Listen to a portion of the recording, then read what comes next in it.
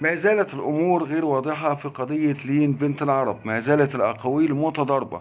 أقاويل بتقول إن فعلا العائلة دي كتيرة والعائلة دي كبيرة وليها سطوة، وإن مفيش أي أحكام تتنفذ عليها، وأقاويل تانية بتقول لا ده عائلة عادية جدا وإن الأمور هتاخد مجراها الصحيح، وإن يوم الخميس القادم هنشوف إن شاء الله أحكام مرضية. أقاويل كتيرة يا سادة. طب يا ترى إيه الجديد في القضية؟ وإيه اللي عندنا النهاردة عن القضية؟ ده اللي هنتكلم فيه يا فاضل يا أكابر يا محترمين اليوتيوب، فضلا منكم وليس امر، زي ما عودتونا بكرم حضراتكم. يا ريت لايك للفيديو، وكمان تشرفونا في قناتنا اخبار اليوم مع ابو وليد، فيها كل ما يشغل الراي العام من قضايا ومشاكل بنعمل ملخص ليها على مدار اليوم.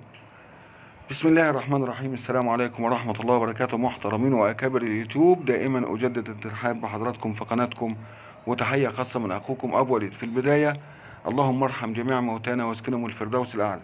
اللهم أرنا الحق حقا وارزقنا اتباعه، وأرنا الباطل باطلا وارزقنا اجتنابه. طرفي القضية يا سادة، الأم والجد. حد هيقول لي طب والخال؟ ما احنا خلاص بقى قلنا الخال ان هو خلاص اتبرأ. الخال خلينا نمشي مع الأوراق الرسمية. الخال تبرأ بموجب تقرير الطب الشرعي، إذا فالخال بره القضية.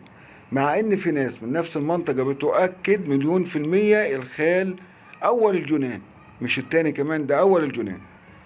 طيب إيه اللي هيتم وإيه الجديد؟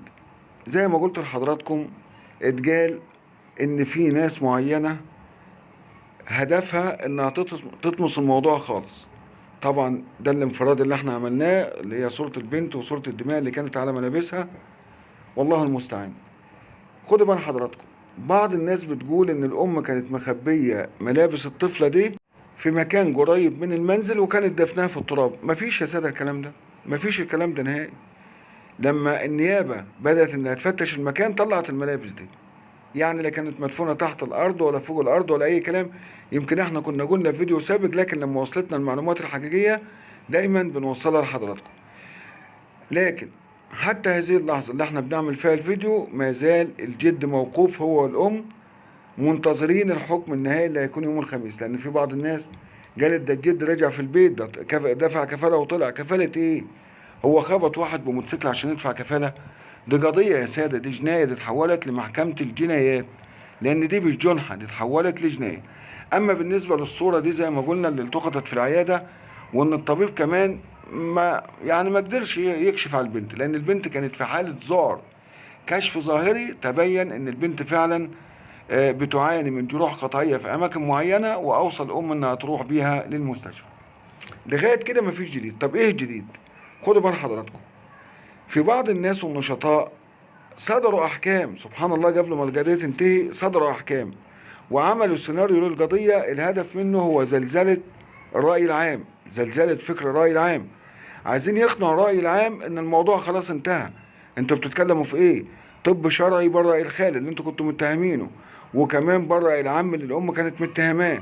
حاليا المتهم الوحيد في القضية هو الجد، والجد خلاص هيطلع براءة بموجب بعض التقارير اللي هتطلع من مستشفى حكومية معتمدة، ان هو بيعاني من حالات صرع بعض احيانا ومن حالات فقدان الوعي. وطبعا القرار هيطلع بإيداعه لمدة كام يوم تحت الرعاية الطبية. مين بقى اللي بينشر الكلام ده؟ ومين اللي بيدخل في القنوات؟ ومين اللي بيحاول يضيع القضية؟ الناس اللي هم من شأنهم ان الامور تفضل في لبنان زي ما هي. لبنان يا سادة بتتدمر، حرفيا بتتدمر. خدوا بال حضراتكم، واحنا قلناها اكتر من مرة، في 4 حالات تاني حصلوا بعد لين، لكن للأسف الناس خايفة تتكلم عنهم. 4 حالات منهم زي ما قلنا ولد و3 بنات، لان في فصيل معين او مجموعه معينه. احنا ملناش دعوه باي طائف على فكره، ملناش دعوه بطائفه كذا وطائفه كذا، مش بتاعتنا خالص، ولا بنتكلم عنها ولا بنحب نتكلم عنها. في بعض الناس فئه معينه بتحب الموضوع ده، او الموضوع ده بالنسبه لها مش عاده، ده عباده. يعني شيء من ايمانهم اليقيني ان لازم الاولاد يتباركوا في السن ده، او ان لازم الكبار يتمتعوا بالاولاد في السن ده. طب هل الموضوع ده في ناس مؤمنة بيه؟ أيوة، أنا على يقين إن في ناس مؤمنة بيه. طب هل الموضوع ده الناس اللي مؤمنة بيه موجودين في لبنان بس؟ لا يا أفاضل، ده في كل العالم. لكن في منهم اللي ظاهر، واللي ظهر واتفجر عن طريق قضية لين، وفي منهم اللي مازال مختفي، والحاجات دي بتتعمل مرة واثنين وثلاثة وعشرة كل يوم، لكن مختفي.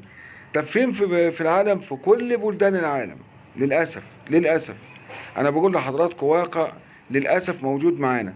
طب ايه اللي خلى لبنان ظهرت قضيه لين، واللي اتفجر من قضيه لين والطبيب والاب هم اللي فجروا قضيه لين؟ لان ببساطه لو ما كانش لين ظهرت، حد من حضراتكم كان هيتوقع ان في اي حد في العالم ممكن يعمل كده في طفل اقل من 5 او 6 سنين؟ لو كان الكلام ده اتقال قبل قضية لين كنا بنقول مستحيل، ده فيلم خيالي، ده فيلم من كوكب اخر، مش هيحصل دلوقتي. انما اللي حصل في قضية لين وخلى بعض الناس تتكلم وبعض المنصات تتكلم واليوتيوبرز على مستوى العالم كله بدأوا يتكلموا، قدرنا ان احنا نكشف بعض المسطور في اللي بيحصل في لبنان وفي غير لبنان. ويمكن كنا قلنا لحضراتكم على الطفل موسى العراقي وناس كتير زيه برضه. يعني الكلام ده مش قاصر على بلد معينة. وعلى فكرة زي ما قلت، انا مش هقول انا مصري وحضرتك تقول انك سعودي وفلان يقول يمني، انا عربي، يهمني كل الوطن العربي، يهمني اي قضية بتشغل الوطن العربي. لان لو قلت انا مصري وحضرتك قلت على جنسيتك كده يبقى في فرقة بيننا.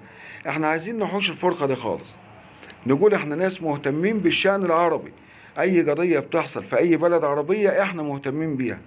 احنا لسان حج بنطالب برد الحج لاصحابه. هل حد من حضراتكم بيعارضني لما اقول ان لينا الطفله دي هي وابوها ليهم حج عند الجناه؟ اظن ما حدش يعارضني. وما حدش يعارضني كمان في ان انا اقول ان لابد ان اهل الام واهل الاب هما الاثنين يحطوا ايديهم في ايدين بعض لمعرفه الجاني. ناس هتقول لي ما الامور وضحت واصبح الجد هو الجاني، خلاص يبقى نقتص من الجاني. وعلى فكره الام عارفه، وانا قلت لحضراتكم الكلام ده وبأكد عليه تاني، وده مش كلامي، ده كلام ناس معينة من مناطق معينة، وهنجيب لكم الدليل قريب جدا ان شاء الله، يا صوت وصورة في بث مباشر، يا اما هيكون تسجيل صوتي زي ما كنا بنعمل في قضية المرحومة داليا الحوشي مع ام حسين، طرف من الاطراف اللي قتلوا المرحومة داليا، الله يا رب يرحمها ويرحم جميع موتانا. يعني ببساطة يا سادة احنا ما زلنا منتظرين والكل بيرقب ايه اللي هيتم يوم الخميس. طب ناس هتقول لي هي القضية مجمدة لغاية يوم الخميس؟ من النهاردة لغاية الخميس كل يوم في تحريات، كل يوم في أقوال في النيابة، لكن بعيد عن القضاء. القضاء هيبدأ تاني يوم الخميس المقبل، هتكون تالت جلسة. أول جلسة كانت مع القضية ماتيلدا توما، وأول جلسة في محكمة الشمال كانت مع القضية نصار، وهتكون تاني جلسة إن شاء الله رب العالمين يوم الخميس. كلنا منتظرين إيه اللي هيحصل فيها. قصة إن القضية ممكن تتنحى من عدمه ما زال قائمة على فكرة، الفكرة دي ما زالت قائمة.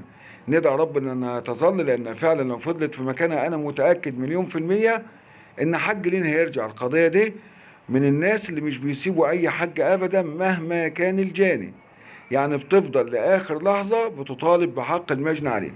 فبنتمنى انها تفضل موجودة. ربنا يا رب ييسر الامور، وان شاء الله رب العالمين لو في اي جديد هنطلع حضراتكم بيه اولا باول. فضلا منكم يا اكابر ما ننساش اللايك. نشكركم ونترككم في حفظ الله، والسلام عليكم ورحمة الله وبركاته.